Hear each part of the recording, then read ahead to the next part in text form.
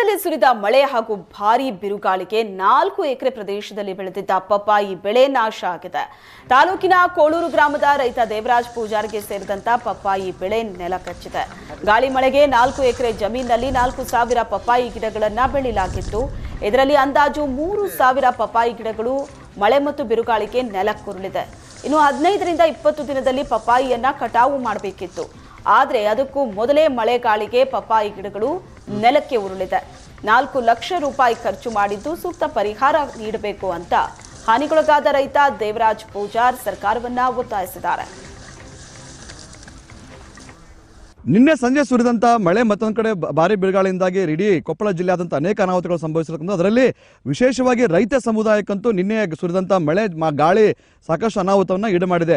ನಾನೀಗ ಕೊಪ್ಪಳ ತಾಲೂಕಿನ ಕೋಳೂರು ಗ್ರಾಮದಲ್ಲಿದ್ದೀನಿ. ನನ್ನ ದೃಶ್ಯದ ಹಿಂಭಾಗದ ನೋಡ್ಬೋದು. ಏನಂತಂದ್ರೆ ಈಗಾಗಲೇ ಏನು ಕೋಳೂರು ಗ್ರಾಮದ ದೇವರಾಜ್ ಪೂಜಾರನವರು 4 ಎಕರೆ ಜಮೀನಲ್ಲಿ ಬೆಳೆದಂಥ ಪಪ್ಪಾಯಿ ಬೆಳೆ ಇದೀಗ ಸಂಪೂರ್ಣವಾಗಿ ನೆಲಕಚ್ಚಿರತಕ್ಕಂಥ ನಿನ್ನೆ ಸಂಜೆ 4ರಿಂದ 6 ಗಂಟೆವರೆಗೆ ಸುರಿದಂತಹ ಮಳೆ ಮತ್ತೊಂದು ಕಡೆ ಭಾರಿ ಬಿರುಗಾಳಿ ಇಡೀ ಒಂದು ದೇವರಾಜ್ ಅವರ 4 ಎಕರೆಯ ಒಂದು ಪಪ್ಪಾಯಿ ತೋಟ ಸಂಪೂರ್ಣವಾಗಿ ಹಾಳಾಗಿರ್ತಕ್ಕಂಥದ್ದು. ಏನು ಈ ಒಂದು 4 ಎಕರೆದಲ್ಲಿ ಸುಮಾರು ಒಂದು 4,000 ಪಪ್ಪಾಯಿ ಗಿಡಗಳಿರ್ತವೆ. ಅದರಲ್ಲಿ ಈಗಾಗಲೇ 2ರಿಂದ 2,500 ಪಪ್ಪಾಯಿ ಗಿಡಗಳೆಲ್ಲವೂ ಕೂಡ ಇದೀಗ ನೆಲಕಚ್ಚಿರತಕ್ಕಂಥದ್ದು. ಏನಂತಂದ್ರೆ ಕೇವಲ ಇನ್ನೂ 1 ತಿಂಗಳ ಕಳೆದ್ರೆ ಈ ಒಂದು ಪಪ್ಪಾಯಿ ಬೆಳೆ ಕೈಗೆ ಬರ್ತಾ ಇತ್ತು. ಆದರೆ ಅದಕ್ಕಿಂತ ಪೂರ್ವದಲ್ಲೇ ಇದೀಗ ಮಳೆಗೆ ಈ ಒಂದು ಪಪ್ಪಾಯಿ ಸಂಪೂರ್ಣವಾಗಿ ಹಾಳಾಗಿರ್ತಕ್ಕಂಥದ್ದು. ರೈತರು ಸುಮಾರು ಒಂದು 4 ಲಕ್ಷ ರೂಪಾಯಿ ಅಷ್ಟು ಖರ್ಚು ಮಾಡಿ ಒಂದು ಪಪ್ಪಾಯಿಯನ್ನು ಬೆಳೆದಿದ್ರು. ಈಗಾಗಲೇ ಒಂದು ಕಟಾವನ್ನು ಕೂಡ ಅವರು ಮಾಡಿರ್ತಕ್ಕಂಥದ್ದು. 2ನೇ ಕಟಾವು ಇನ್ನೂ ಒಂದು 20ರಿಂದ 1 ತಿಂಗಳ ತಡೆದ್ರೆ ಅದು ಬರ್ತಾ ಇತ್ತು. ಆದರೆ ಇದೀಗ ಈ ಒಂದು ಪಪ್ಪಾಯಿ ಸಂಪೂರ್ಣವಾಗಿ ನೆಲಕಚ್ಚಿರ್ತಕ್ಕಂಥದ್ದು. ನಾನು ಇಲ್ಲಿ ನಿಮ್ಗೆ ತೋರಿಸ್ತೀನಿ. ದೊಡ್ಡ ದೊಡ್ಡ ಕಾಯಿಗಳು ಕೂಡ ಇಲ್ಲೇ ಕೆಳಕ್ಕೆ ಬಿದ್ದಿರ್ತಕ್ಕಂಥ ನಿಮಗೆ ತೋರಿಸ್ತೀನಿ. ಏನು ಅಂತಂದ್ರೆ ಈ ಸರಿಸುಮಾರು 1ರಿಂದ 2 kg ಅಷ್ಟು ಈ ಒಂದು ಪಪ್ಪಾಯಿ ತೂಕ ಬರ್ತದೆ. ಇಂಥ ಒಂದು ಸಾವಿರಾರು ಪಪ್ಪಾಯಿಗಳು ಇದೀಗ ನೆಲಕ್ಕುರುಳಿರ್ತಕ್ಕಂಥದ್ದು. ಸಹಜವಾಗಿಯೇ ರೈತರಿಗೆ ಒಂದಿಷ್ಟು ಆಸೆ ಇರ್ತದೆ. ಏನಂತಂದ್ರೆ ಕಷ್ಟಪಟ್ಟು ಬೆಳೆದಂಥ ಒಂದು ಬೆಳೆ ಅದು ಫಸಲು ಕೈ ಸೇರಿದ್ರೆ ಒಂದಿಷ್ಟು ಆದಾಯವನ್ನು ರೈತರು ನಿರೀಕ್ಷೆಯಲ್ಲಿದ್ದರು.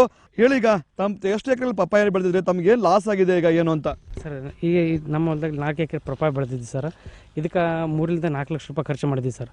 ನಿನ್ನೆ ಸುರಿದಂಥ ಮಳೆಯಿಂದ ಸತತ 2 ತಾಸು ಗಾಳಿ ಬೀಸಿದ್ರೆ ಪರಿಣಾಮ ಸರ್ ಪಪ್ಪಾಯಿ ಹೊಲ ನೆಲಕ್ಕೆ ಸರ್. ನಮಗೀಗ ನಿನ್ನೆ ಮೊನ್ನೆ ಖರೀದಿದಾರ ಬಂದು ನಿಮ್ಗೆ ಇನ್ನೊಂದು ತಿಂಗಳಾಗಿಂದ 20 ರೂಪಾಯಿ ಖರೀದಿ ಮಾಡ್ತೀವಿ ಅಂತ ಹೇಳೋಗಿದ್ರು ಸರ್. ಯಾರಿಗೂ ಕೊಡಬೇಡ್ರಿ, ನಾವೇ ತೊಗೊಂಡು ಹೋಗ್ತೀವಿ ಅಂಥ ಹೊತ್ತಿನಾಗ ಹಿಂಗಾಯ್ತು ಸರ್. ಇದು ಸರ್ ಬೆಳಗ್ಗೆ ಬಂದು ರಿಕ್ವಿಷನ್ ಮಾಡ್ಕೊಂಡು ಹೋಗಿದ್ದಾರೆ ಸರ್. ನಾವು ಇದಕ್ಕೆ ಪರಿಹಾರ ಕೊಡಿಸ್ತೀವಿ ಅಂತಂದು ಹೇಳಿ ಹೋಗಿದ್ದಾರೆ ಸರ್. GPS ಮಾಡಿಕೊಂಡು ನಾವು ಇದಕ್ಕೆ ಪರಿಹಾರ ಕೊಡ್ತೀವಿ ಅಂತ ಹೇಳಿ ಹೋಗಿದ್ದಾರೆ ಸರ್. ಈಗ ಏನು ಮಾಡ್ತಾರೋ ನೋಡ್ಬೇಕು ಸರ್. ರೈತರು ಹೇಳೋದೇನಂತ ಹೇಳಿದ್ರೆ ಕೈ ಬಂದು ತುತ್ತು ಬಾಯಿಗೆ ಬರೆದಿರೋಂಥ ಪರಿಸ್ಥಿತಿ ನಿನ್ನೆ ಸುರಿದಂಥ ಮಳೆ ಮತ್ತೊಂದು ಕಡೆ ಭಾರಿ ಬಿರುಗಾಳಿಗೆ ಆಗಿರ್ತಕ್ಕಂಥದ್ದು. ಹೀಗಾಗಿ ಸರ್ಕಾರದವರು ಅಂದರೆ ತೋಟಗಾರಿಕೆ ಇಲಾಖೆ ಪರಿಹಾರವನ್ನು ಕೊಡಬೇಕು. ಇಲ್ಲ ಅಂತಂದರೆ ರೈತರ ಪರಿಸ್ಥಿತಿ ಕಷ್ಟ ಆಗ್ತದೆ ಅನ್ನೋ ಮಾತನ್ನು ರೈತರು ಹೇಳ್ತಾ ಇದ್ದಾರೆ. ಕೊಪ್ಪಳದಿಂದ ಕ್ಯಾಮ್ರಾಮನ್ ಸಮೀರ್ ಜೊತೆ ದೊಡ್ಡೇಶ್ವರ ಏಷ್ಯಾನೆಟ್ ಸುವರ್ಣ ನ್ಯೂಸ್.